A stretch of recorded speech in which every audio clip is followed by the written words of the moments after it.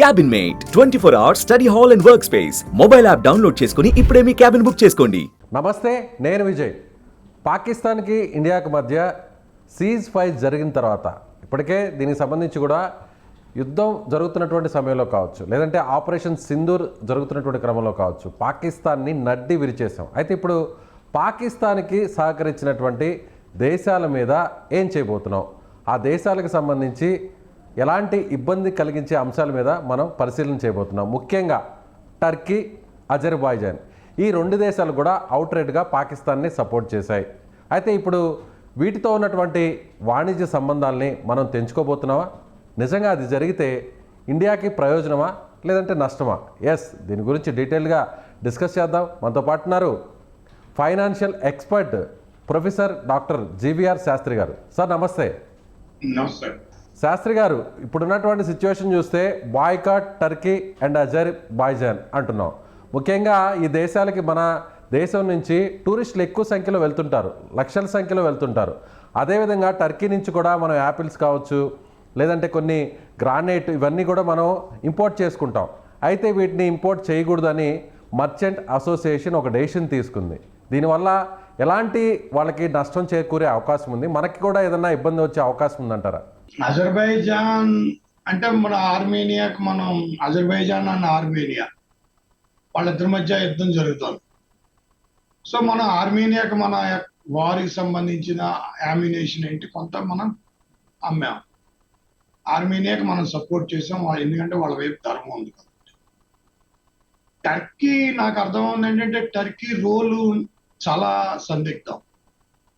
ఎందుకంటే Turkey not only సరోగస్ వాళ్ళ radio system ఇచ్చింది, రాడార్లు ఇచ్చింది, డ్రోన్స్ ఇచ్చింది. తర్వాత మనకు తెలిసింది ఏంటంటే వాళ్ళ పైలట్స్ ను కూడా పంపించింది. షిజాంగ్ అనే ఒక స్టేట్ లో ఉరికి అనే సిటీలో, చైనా ఉరికి అనే సిటీలో వీళ్ళందరూ సమావేశమై దానికి టర్కీ ఆర్మీ చీఫ్ కూడా అటెండ్ అయ్యాడు, China weighs army chief attend అయ్యాడు, పాకిస్తాన్ ఆర్మీ చీఫ్ అటెండ్ అయ్యాడు, చైనా నుంచి 12,000 మంది ఎయిర్ ఫోర్స్ కి సంబంధించిన వ్యక్తులు వచ్చారు. అలాగే 14,000 మంది నేవీకి సంబంధించిన వ్యక్తులు చైనా నుంచి వచ్చారు. కనీసం 500-600 మంది వీళ్ళు ఎయిర్ ఫోర్స్ కి సంబంధించి టర్కీ వాళ్ళు వచ్చారు.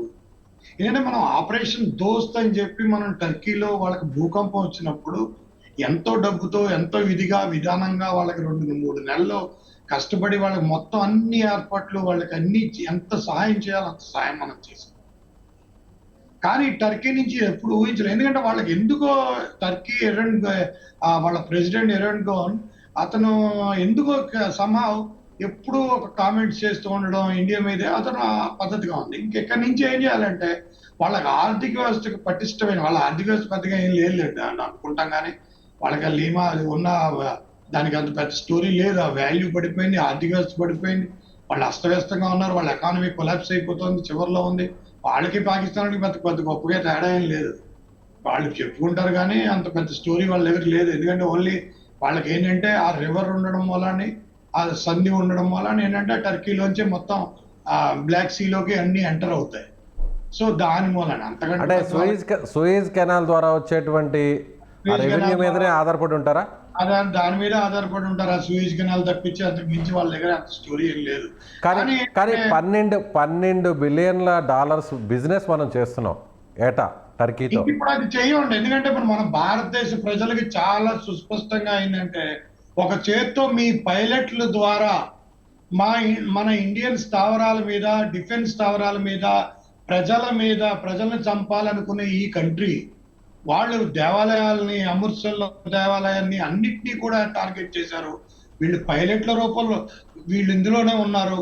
ఎందుకంటే చాలా మటుకు P-10, P-15 పైలట్లు Pakistani P-10, P-15 విమానాలని, యుద్ధ విమానాలని పాకిస్తానీ పైలట్లు నడపలేదు, ఎందుకంటే వాళ్ళకి ట్రైనింగ్ లేదు. సో దాని మూలనే దాని ట్రైనింగ్ ఉన్న టర్కీ, చైనా పైలట్లే వాళ్లే వచ్చారు. అది మన ఇండియన్ ఫోర్సెస్ అబ్జర్వ్ చేశారు, చాలా క్లారిటీగా అబ్జర్వ్ చేశారు. 11 బేస్లు కొట్టేసిన తర్వాత వాళ్ళకి అప్పుడు అర్థమైంది మనం ఇంకా కష్టం ఇక్కడ ఉండలేమని చెప్పి పారిపోయారు. టర్కీ వాళ్ళు బేస్ చేసుకున్నది కడ్డు ఎయిర్ బేస్ నుంచి చేశారు వీళ్ళందరూ. సో నేను చెప్పేది ఏంటంటే దీన్ని మీరు మొత్తం ఇండియా వైడ్ టూరిజం బ్యాన్ చేయాలి. టూరిజం కంప్లీట్ గా టర్కీ టూరిజం ని కంప్లీట్ గా బ్యాన్ చేయాలి. మొత్తం అందరూ బయటకు వచ్చి 140 కోట్ల మందిలో మనం అందరం సోషల్ మీడియా దగ్గర ఉంటాం. అందరూ సోషల్ మీడియాలో ఈ విషయం చెప్పాలి. భారతదేశానికి మన సైనికులు అందరం సైనికులకి 14 లక్షలు 15 లక్షల మంది ఉంటారు. ప్రతి సైనికుడి ఇంటికి మనలో కనీసం 100 మందినే వెళ్ళి పలకరించవచ్చు, 100 మందిని వెళ్ళి చెప్పొచ్చు మేము మీకున్నాం, భారతదేశం ఉందని.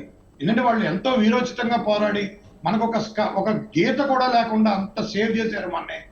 వాళ్ళకి ఆ మాత్రం కృతజ్ఞతలు చెప్పుకోవాల్సిన బాధ్యత మంది కదా, పొలిటీషియన్స్ గా బాధ్యత కదా.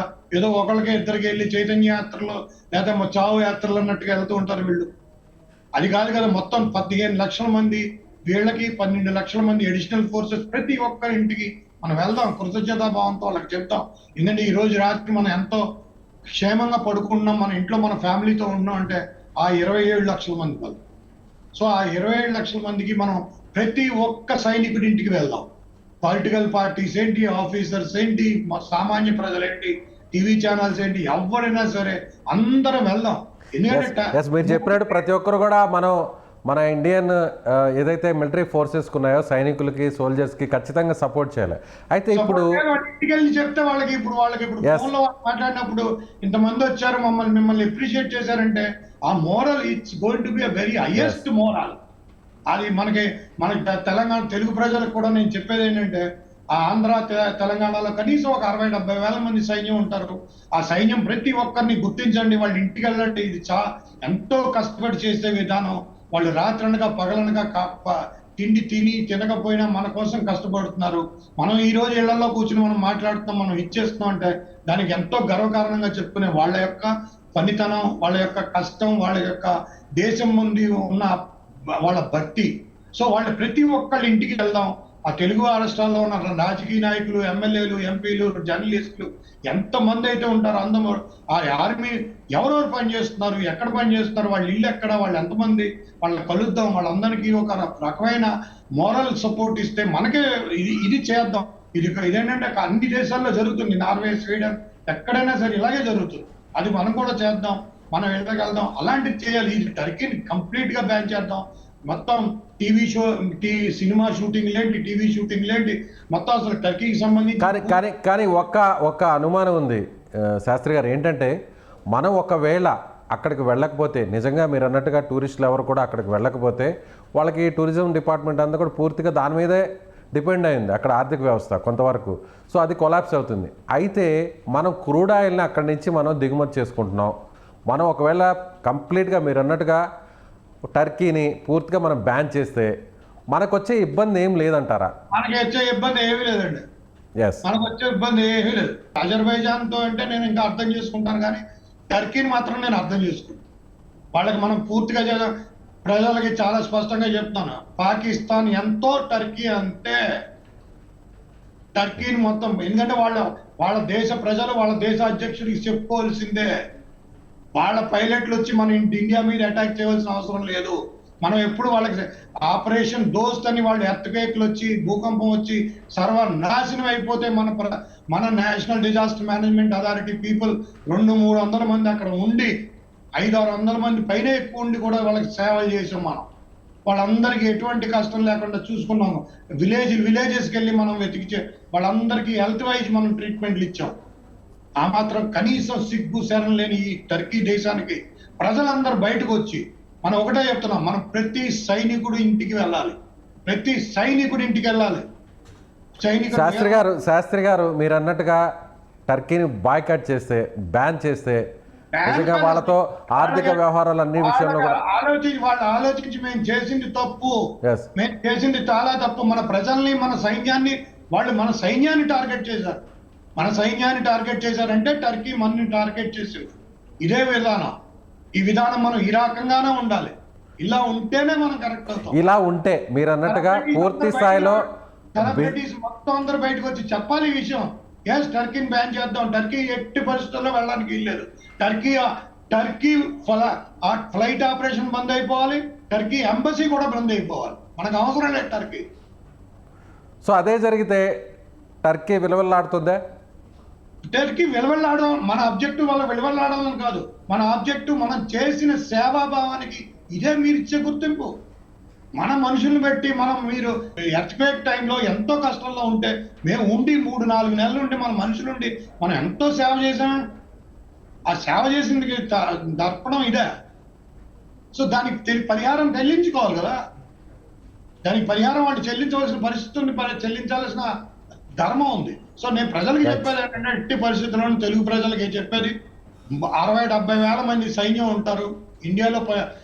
మన భారతదేశం తరఫున ఈ తెలుగు 2 రాష్ట్రాల్లో మీరు మొత్తం ప్రతి సైనికుడి ఇంటికి వెళ్ళండి. 100 మంది, నేను 6 సైనికుల ఇంటికి వెళ్ళాను. వాళ్ళకి నా తోచింది నేను పట్టుకుని తీసుకుని వెళ్ళాను. వాళ్ళు ఎంతో ఆనందించారు. ఓ సార్ థ్యాంక్ యూ, మమ్మల్ని ఎస్ మా ఆయన పనిచేస్తున్నారు, అక్కడ ఉన్నారు. వాళ్ళకి ఎంతో సపోర్ట్ అది మనం చేయాలి. ప్రతి ఎమ్మెల్యే ఇదే పనిగా పెట్టుకుని చేయండి, ఇదే పనిగా పెట్టుకోండి. ప్రతి ఆఫీసర్ ఇదిగా పట్టుకొచ్చండి. సాయంత్రం అయితే చాలు మీరు అందరూ వెళ్ళండి, ప్రతి ఒక్కరు వెళ్ళండి. ఇది ఒక ఉద్యమంలా జరగాలి. 15 లక్షల మంది ప్లస్ 13 లక్షలు 28 లక్షల మంది ఇంటికి మనం అందరం వెళ్ళి తీరాలి. ఏ రకంగా ప్రైమ్ మినిస్టర్ వెళ్ళి అక్కడ అందులో ఆ ఎయిర్పోర్ట్ చూసి వచ్చాడు, ఆయన అందరితోనూ కలిసి తిరిగాడు. అది జరగాలి. అలాగే మనం కూడా చేయాలి. రావాలి. వీళ్ళు కావాలంటే తీసేస్తూ ఉంటారు, దాని పేరేంటి సినిమాలు తీసేస్తూ ఉంటారు, బార్డర్ సినిమాలు, మిలిటరీ సినిమాలు. వెళ్ళండి ఇప్పుడు ఒకసారి వెళ్ళి వాళ్ళు వెళ్ళండి, తప్పేంటి? ప్రతి ఒక్కరింటికి వెళ్ళండి, ఎక్నాలెడ్జ్ చేయండి. దేశ సేవ కోసం నువ్వు నిలబడ్డావు, దేశ సేవ కోసం నిలబడ్డావు. ఈ రోజు మేము లైట్ ఫ్యాన్ ఏసీ వేసుకుని పడుకున్నాం అంటే నీ వల్లే. Right sir, thank you sir, thank you. Yes, thank you so much. ఇది so financial expert GVR Sastry గారు చెప్తున్నట్టుగా ఖచ్చితంగా టర్కీకి సంబంధించి, అంటే టర్కీ దేశానికి సంబంధించిన పర్యాటక రంగానికి మనం వెళ్ళడం వల్ల, ఇక్కడి నుంచి మన టూరిస్టులు వెళ్ళడం వల్ల ఎంతో తోడ్పాటుంది. అయితే ఇప్పుడు పూర్తి స్థాయిలో టర్కీని బ్యాన్ చేయడం వల్ల, అక్కడికి వెళ్ళే ట్రిప్స్ని కూడా మనం క్యాన్సిల్ చేసుకోవడం వల్ల, అలాగే వాణిజ్య సంబంధాలను కూడా కట్ చేసుకోవడం వల్ల టర్కీకి మనకు మధ్య సంబంధాలు తెగిపోతేనే చాలా బాగుంటుంది. ముఖ్యంగా భారత్కు వచ్చేటువంటి నష్టం ఏమాత్రం లేదు. అయితే టర్కీ పూర్తి స్థాయిలో పాకిస్తాన్ని సపోర్ట్ చేసింది. టర్కీకి భూకంపం వచ్చిన టైంలో, అక్కడ ఎంతో ఇబ్బందులు పడుతున్న సమయంలో మన భారతదేశం సంబంధించి కూడా ప్రత్యేకంగా ఒక టీంను కూడా పంపించడం జరిగింది. కనీసం ఆ కృతజ్ఞత, ఆ విశ్వాసం కూడా చూపించలేదు టర్కీ. కాబట్టి ప్రతి ఒక్కరు కూడా, సెలబ్రిటీసు, నార్మల్ పబ్లికే కాకుండా ప్రతి ఒక్కరూ ముందుకు వచ్చి, పొలిటీషియన్లు అలాగే ప్రజాప్రతినిధులు వీరందరూ కూడా ముందుకు వచ్చి టర్కీని బ్యాన్ చేయాలి అనేటువంటి ఒక నినాదాన్ని తీసుకెళ్ళాలి. అదేవిధంగా సోల్జర్స్ ఫ్యామిలీ కూడా మేమున్నామంటూ కూడా ప్రతి ఒక్కరు కూడా ఆ కుటుంబాలను కలిసి వాళ్ళు సపోర్ట్ చేయాలని ఆయన కోరుతున్నారు. Thank you so much.